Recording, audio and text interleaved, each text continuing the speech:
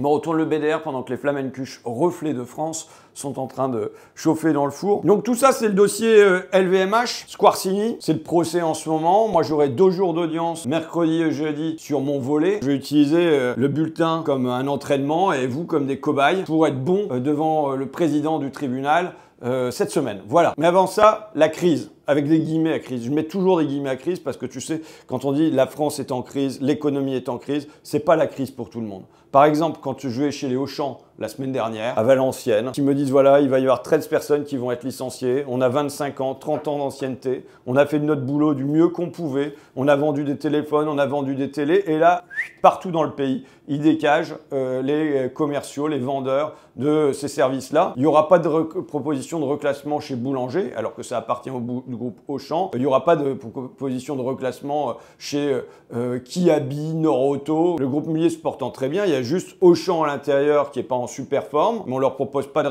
reclassement à l'extérieur. Et quand tu regardes les Mullier, cette année, ça a été plus 8 milliards d'euros, t'imagines. Ils ont vu leur patrimoine bondir de 40% d'après le classement Fortune de Challenge. Tu oublies pas tes classiques. C'est pareil à l'échelle du pays, là. Je prends les Mullier, mais tu regardes les Échos, qu'est-ce qu'ils racontent de mon ami, mon super ami Bernard Arnault. Les dividendes sont partis pour battre de nouveaux records cette année. L'année dernière, c'était déjà des records. L'année d'avant, c'était déjà des records. L'année d'avant, c'était déjà des records. C'est-à-dire qu'on est des records sur records sur records. Et ils annoncent la France est championne d'Europe des dividendes. Yahoo, youpi, youpi. Il y a des confettis, c'est champagne pour tout le monde. Les géants du CAC 40 ont généré plus de 145 milliards d'euros de profit en 2023. Quand c'est la crise, c'est pas la crise pour tout le monde. C'est un truc de droite, ça, de vouloir te faire une généralité et que à l'intérieur, tu puisses pas distinguer quels sont les gagnants et les perdants à l'intérieur d'un même pays. Quand on fait Watts, donc c'est une boîte chez moi qui fabrique entre autres des pièces pour les pompes à chaleur. Fonds de pension américains, ils apprennent leur délocalisation autant vers l'Espagne, le Portugal, la Bulgarie, un bout en France, tout ça étant découpé façon puzzle, quoi. Valeo, tu as 3 usines qui vont fermer. Michelin, le dividende, il a triplé en 3 ans. C'est un peu plus honnête et que tu prends pas la crise Covid comme référence. Il y a plus 50% de dividendes par rapport à avant la crise Covid. Donc c'est tout sauf la crise chez Michelin, tu vois. C'est la crise pour les ouvriers, oui, mais c'est l'orgie pour les actionnaires. L'OFCE, l'Observatoire français de la conjoncture économique, qui prévoit pour l'année prochaine 150 000 emplois supprimés. On va rentrer dans le dur à nouveau. Que dire? Déjà qu'on entre dans ce temps de tempête, sans capitaine à bord, sans équipage. Le navire France, il va à volo. Il va y avoir de la motion de censure du 49.3 du gouvernement Barnier qui a 0 marge de manœuvre et qui a 0 marge de manœuvre aussi sur le plan budgétaire. Parce que Bruno Le Maire et Emmanuel Macron, c'est Mozart de la finance. Ils ont creusé le déficit à la pelleteuse. On avait lancé l'alerte, donné l'alarme pendant des années. Ce sont les pires économistes de France. Il faudrait faire ce qu'on appelle du contracyclique. Il faudrait faire de l'investissement quand la machine est en panne. Tu mets un peu de carburant à l'intérieur pour la relancer. Là, on n'a plus rien pour relancer parce qu'on est déjà à l'os au niveau des finances. Je le rappelle, tu sais que j'étais membre de la commission d'enquête parlementaire sur le déficit public qui avait été lancée par les Républicains avant la dissolution, plutôt un truc de droite. Là, il y avait des économistes qui venaient raconter des trucs pas du tout de droite. Ils venaient dire la dette publique aujourd'hui, elle a 2 causes essentiellement. Premièrement, c'est les crises, crise des subprimes, puis crise Covid. Et la deuxième cause, c'est la baisse des impôts sur le capital. Et c'est pas les hausses des dépenses de l'État, parce qu'il n'y a pas de hausse de dépenses de l'État pendant tout ce temps-là. Il y a la baisse des impôts sur le capital.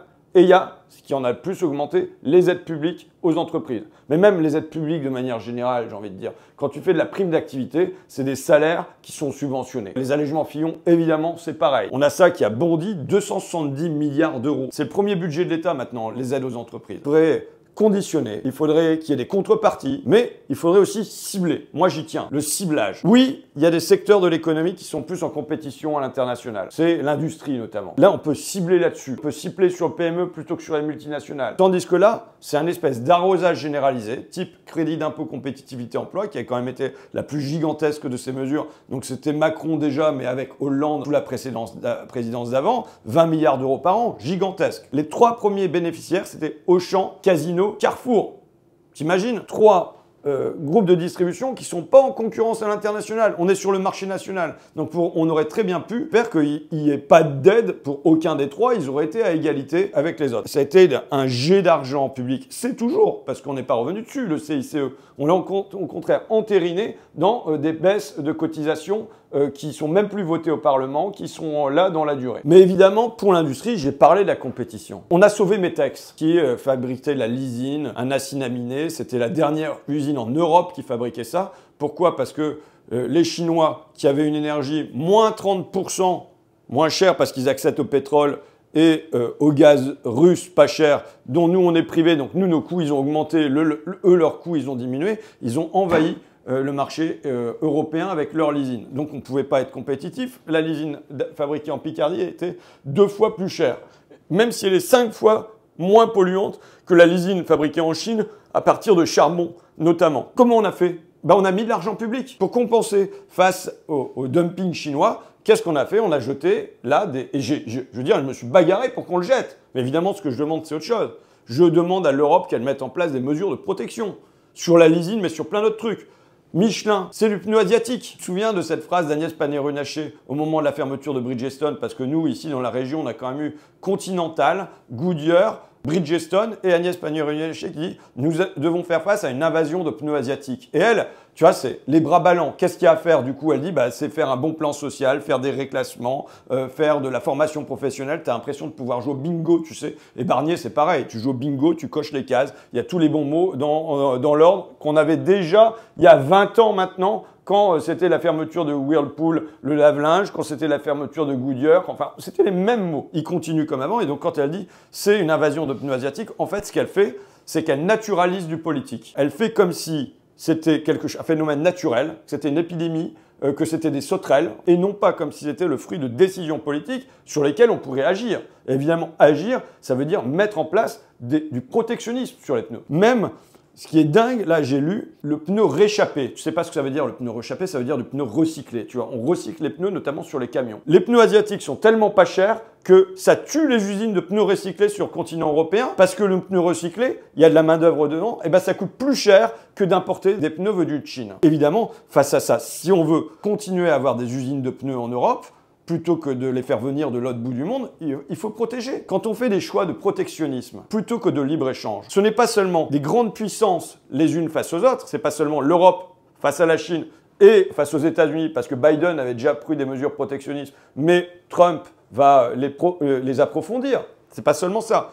C'est des choix de classe à l'intérieur du pays. Ce que je disais sur la crise, ça vaut sur le rapport aux choix commerciaux qu'on fait. Parce que Michelin, au fond, là, ils sont passés de 4 usines en Chine à 25 usines en Chine. Donc ça veut dire que ça peut y compris rapporter à Michelin le libre-échange où on va chercher à l'autre bout du monde des droits sociaux qui sont les plus bas, des salaires qui sont les plus bas, des normes environnementales qui sont les plus basses. Les multinationales françaises et européennes, elles peuvent être très satisfaites d'un choix libre-échange. Elles viennent dire « Oh là là, regardez, c'est difficile parce qu'on est en concurrence avec la Chine ». En vérité, c'est eux-mêmes qui passent par la Chine pour nous renvoyer leurs voitures, leurs pneus, leurs machines à laver, la Chine, ou, parce que ça pose la question de la concurrence intra-européenne aussi, quand même, il ne faut pas oublier que notre coin, par exemple, a beaucoup souffert de l'envoi de pneus en Roumanie, c'était Continental, l'envoi de lave-linge en Slovaquie, l'envoi de sèche-linge en Pologne, donc il y a aussi la concurrence intra-européenne. Les firmes françaises ne sont pas les victimes à l'intérieur. Les capitalistes français, c'est-à-dire les banquiers, les actionnaires, les assureurs,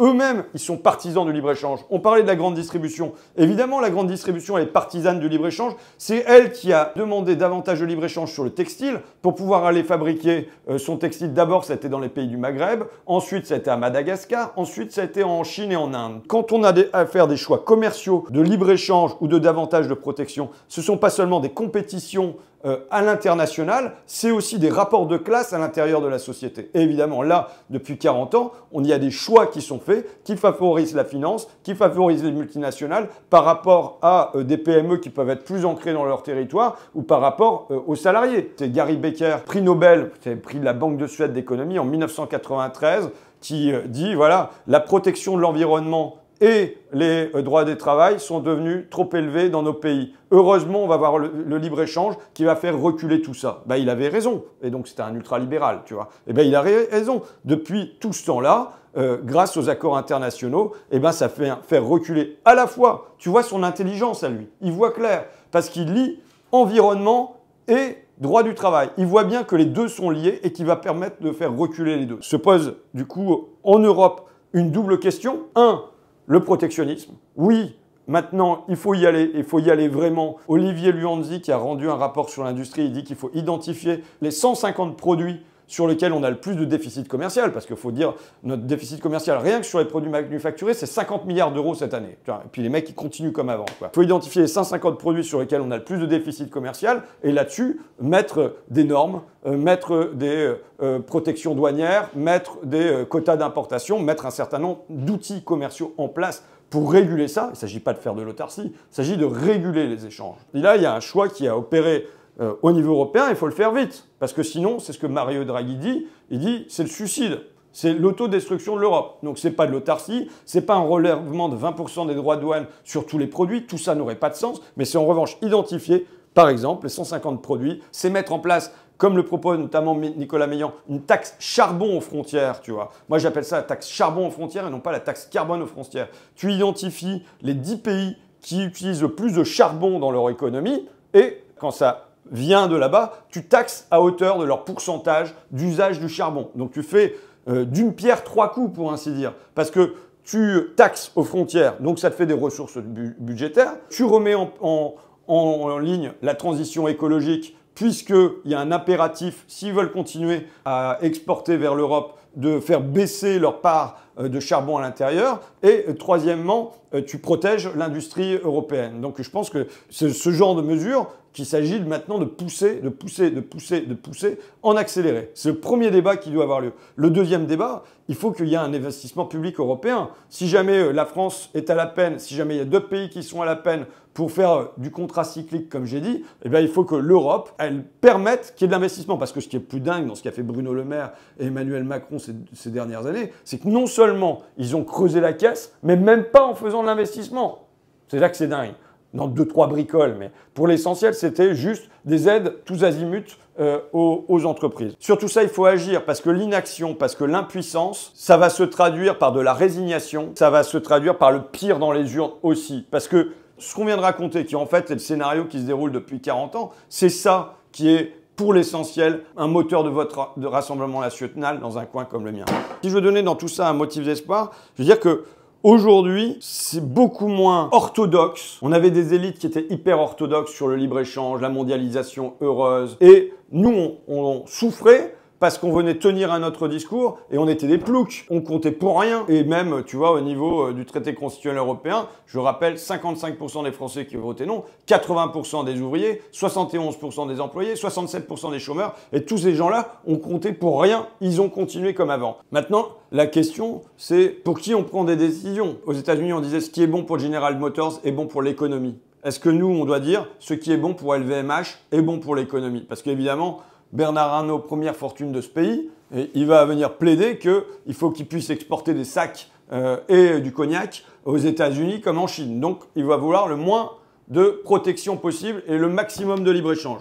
Et je le dis parce que ça fait la transition avec mon dossier suivant. Est-ce qu'on considère que c'est Bernard Arnault qui doit chuchoter à l'oreille d'Emmanuel Macron, et y compris en matière de politique intérieure? Est-ce que c'est à son service qui est le ministre de Bercy? Est-ce que c'est à son service que sont la police de la République et la justice de la République? Putain! Ah putain de merde! Ah là là là là là! On tournait le bulletin et voilà ce que devient la Flamencuche reflet de France, mon pote Sylvain. Elle est juste flamen. Hyper flamen, ouais. Bon. J'en viens à ça. C'est plus drôle quand même. Je peux pas m'empêcher de regarder ça comme une farce, tu sais, qui n'est qu'amour. C'était I Love Bernard. C'était finalement la volonté d'animer la démocratie et même la démocratie actionnariale en intervenant aux assemblées générales des actionnaires de LVMH. D'ailleurs, dans les auditions, y compris Squarcini dit bah, ils ont un aspect farce, c'est une mouvance situationniste, c'est pas violent. Les RG disent c'est du festif et du symbolique. Et pourtant, le numéro 2 de LVMH, Pierre Godet, va demander à infiltrer Fakir et à ce que je sois surveillé. À partir de là, tu vas avoir une sous-traitance. C'est marrant parce que dans le film, on dénonçait la sous-traitance de LVMH qui faisait fabriquer ses costumes Kenzo à Poix-du-Nord, puis qui les a délocalisés en Pologne, puis qui de Pologne imaginait les délocaliser en Roumanie, je crois. Et là, tu as une sous-traitance en cascade, puisque Pierre Godet de LVMH fait la demande à ce qu'on soit infiltré. Derrière, tu as Bernard Squarcini qui a sa société Kyrnos, un sous-traitant, qui touche 2,2 millions d'euros. On la pomme à nous, quoi. Il délègue à un mec qui s'appelle Sevno un truc d'intelligence économique qui, lui, touche 452 000 euros. En dessous, ce mec délègue à Brizard, Jean-Charles Brizard, qui a sa société JCB, qui lui délègue un mec qu'on nous on a surnommé le Libanais, tu te souviens, Marc Foll, qui en vérité s'appelle Albert Farhat, qui touche 119 000 euros. Et en fait, la nana qui fait tout le boulot à l'arrivée, l'ouvrière de l'espionnage, quelqu'un qui s'est incrusté chez nous comme photographe, qui elle touche 2 chèques de 500 euros. Et puis il y a un peu d'argent liquide. Et ce qui est marrant, c'est que quand on lit son témoignage, je vais pas donner son nom parce que c'est une pauvre fille. Finalement, je lui en veux pas, tu vois. On voit comment elle est maltraitée, y compris ses sordides dans des relations sexuelles avec son donneur d'ordre, Albert Farhat, là. Comment il me décrit, lui, pour lui dire, vas-y, il faut que tu les infiltres, il faut que tu les surveilles, en disant qu'on est facho et dangereux, la Fakir. C'est marrant, dans son audition, tu vois, je dois avoir là son PV, je me sentais fakirienne.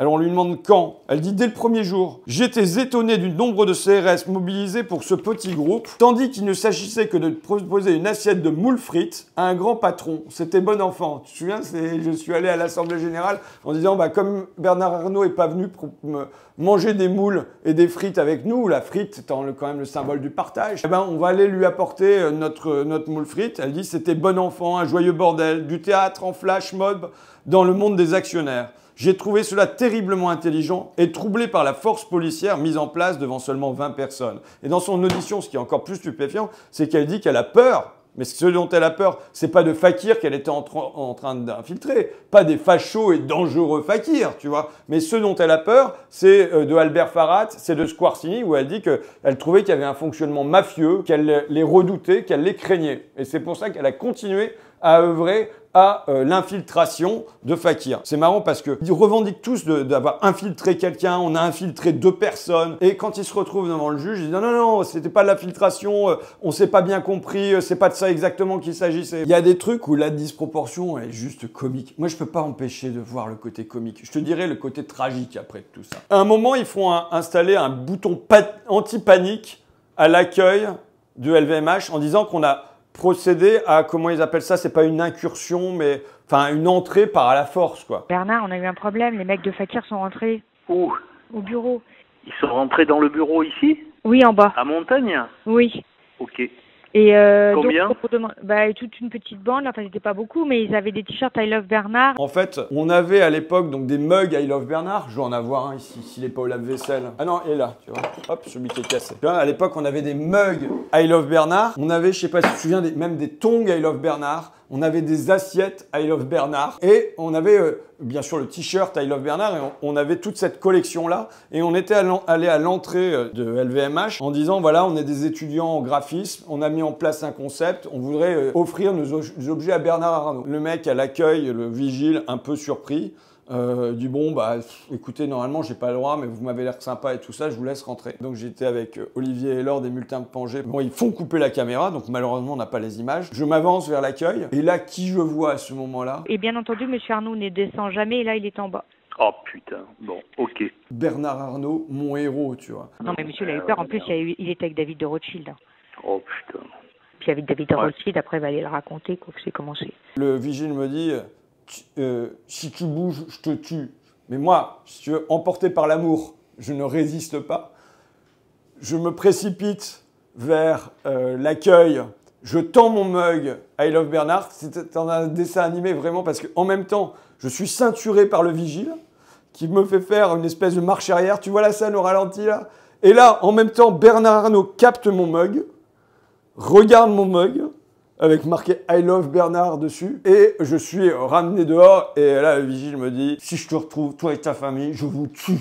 Bon, c'est le seul moment où j'ai pas rigolé dans ce truc-là. Mais tu vois, l'espèce de disproportion entre notre gag d'amener la collection de nos objets I love Bernard avec eux qui demandent l'installation d'un bouton anti-panique et qui réclament qu'il y ait davantage d'infiltration du groupe pour qu'on puisse prévenir ce genre d'action violente. Ah, et puis il y a quelque chose, Bernard, est-ce que vous pouvez nous faire monter un petit bouton de panique?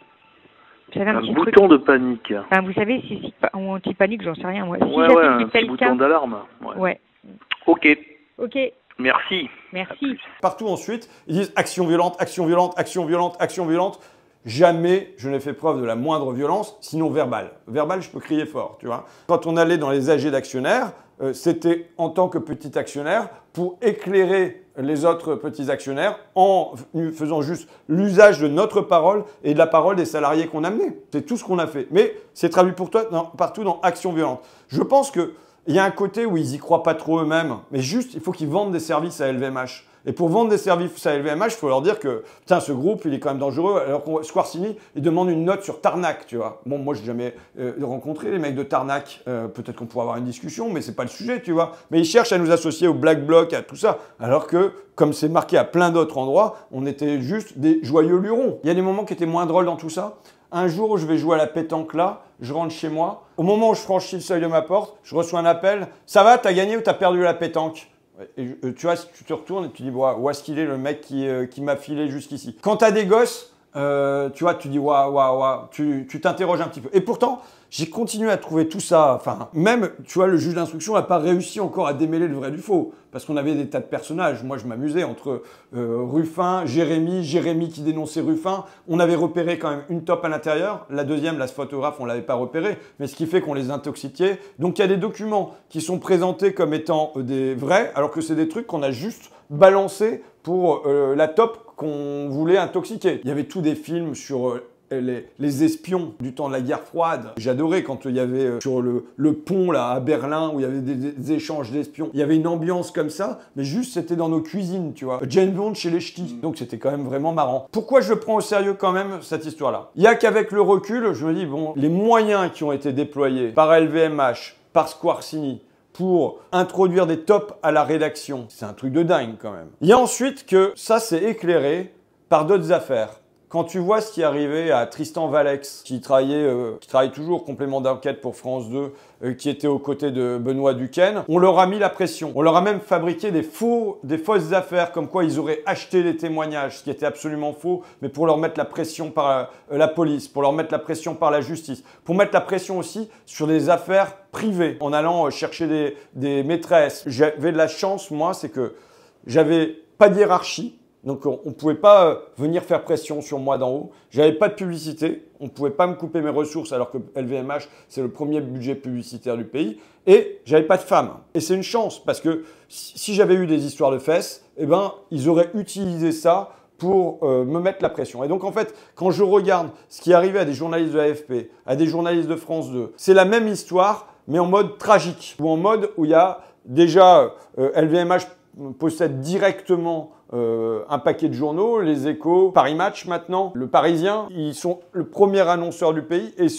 les esprits libres qui leur échappent, on vient leur faire peur. J'ai pas eu peur. On a eu cette chance qu'il n'y avait pas trop de moyens. Sinon, peut-être venir nous mettre de la pression physique directement, mais on n'est pas encore dans un pays où ça se passe par des coups. L'autre chose qui me fait prendre ça au sérieux, c'est que quand même, on a là des gens de l'antiterrorisme sur notre petit cas et qui mettent à contribution l'antiterrorisme du pays. C'est le numéro 2 de l'Élysée du renseignement, je ne sais pas si tu imagines, qui est sollicité pour étudier le cas Fakir. Tu as des agents de la DCRI, la Direction Centrale du Renseignement Intérieur, qui sont mobilisés. On leur demande même de mettre en alerte la police belge, parce qu'on est allé au siège de LVMH en Belgique avec un inspecteur des impôts. D'ailleurs, il est marqué dans le dossier que c'est un faux inspecteur des impôts. Je signale qu'ils peuvent faire une vérification sur Internet. Hein. C'est pas la peine de faire des filatures tout le temps.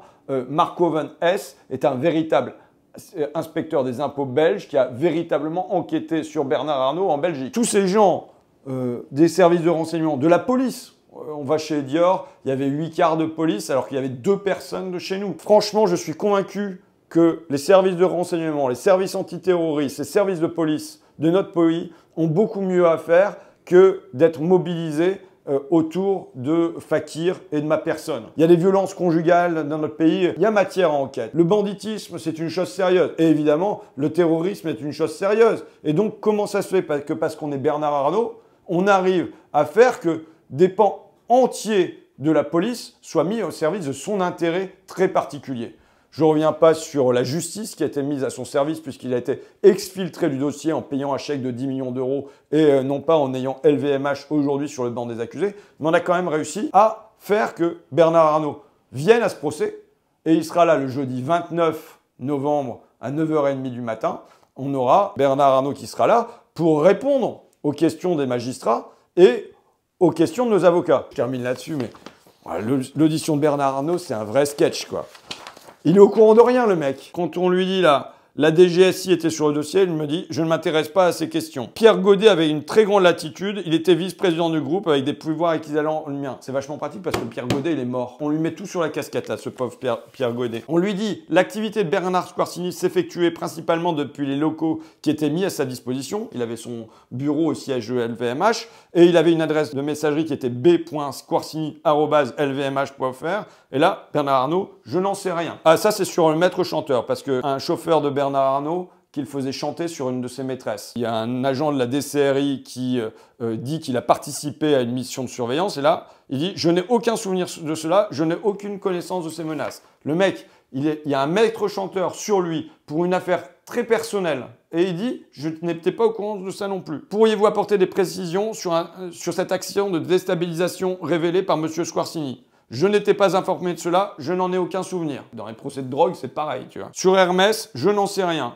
Toujours sur le maître chanteur, je n'en ai jamais entendu parler. Sur le fait qu'ils font remonter des informations des services de l'État vers Squarcini et un ancien magistrat qui est sur le banc des accusés, là, qui s'appelle Laurent Marcadier, il dit « Je découvre ces faits ». Ce qui est dingue, c'est sa secrétaire, qui est malade là. On n'a pas de chance, si tu veux, parce qu'on l'a fait citer à l'audience, mais elle est malade pendant des semaines, donc elle ne peut pas venir témoigner. Elle demande à ce qu'il y ait une note qui soit faite par Bernard Squarcini pour rassurer Bernard Arnault sur le fait qu'il y a bien plein de mesures qui sont prises contre Fakir et moi. Il dit « Je n'ai jamais été destinataire de cette note. Je ne suis pas au courant de cela, je le découvre, je n'ai aucune information à ce sujet. J'entends parler de cette affaire pour la première fois. » Ah, et il conclut, c'est là peut-être le plus drôle, tu vois. Ils nous ont fait infiltrer.